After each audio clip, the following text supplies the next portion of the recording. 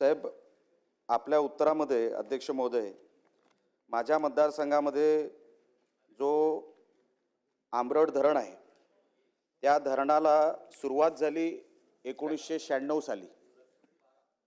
तेव्हा त्या धरणाची किंमत होती 4,05,00,000. आज आपण 2025 मध्ये आहोत. आज त्या धरणाची किंमत 34 कोटीच्या वर गेलेली आहे.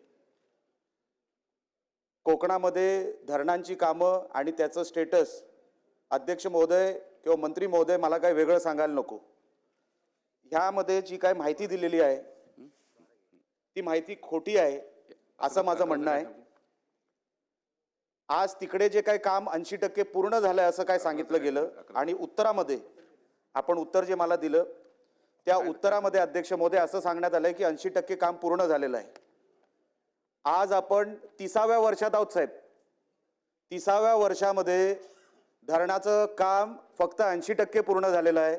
अध्यक्ष महोदय, त्याची कॉस्ट 4 कोटीपासून आता 34 कोटीवर गेलेलं आहे. तरी उत्तरामध्ये असं आलंय की सदर कामाबाबत चौकशी करण्याचा प्रश्नच उद्भवत नाही. मग आम्ही काय प्रश्न विचारायचे आहेत अध्यक्ष महोदय? एवढ्या मोठ्या कालावधीमध्ये 30 वर्ष आणि कारण काय दिली आहे? भूसंपादनाची. भूसंपादन झालं कधी? 2005 ला. पैसे किती मिळाले? 71 लाख रुपये.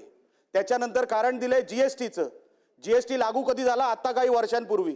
30 वर्षापूर्वी जीएसटीचा काय संबंध होता?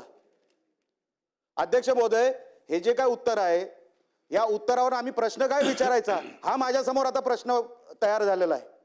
30 वर्ष एका प्रकल्पाला होतो, अजूनपर्यंत फक्त 80% काम पूर्ण आहे आणि त्याच्यानंतर कुडाळ तालुक्यामध्ये असं सांगण्यात येतं की 4 पैकी 1 काम झालेलं आहे, 3 कामं प्रलंबित आहेत. 1 काम जे झालं वर्धा धरणाचं, मागच्या वर्षी ते धरण पडता पडता वाचलंय साहेब.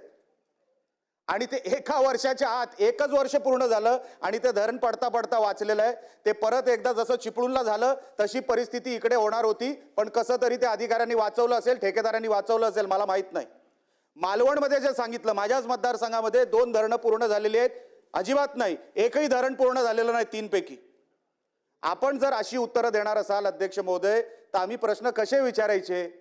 कुठल्या विषयावर प्रश्न विचार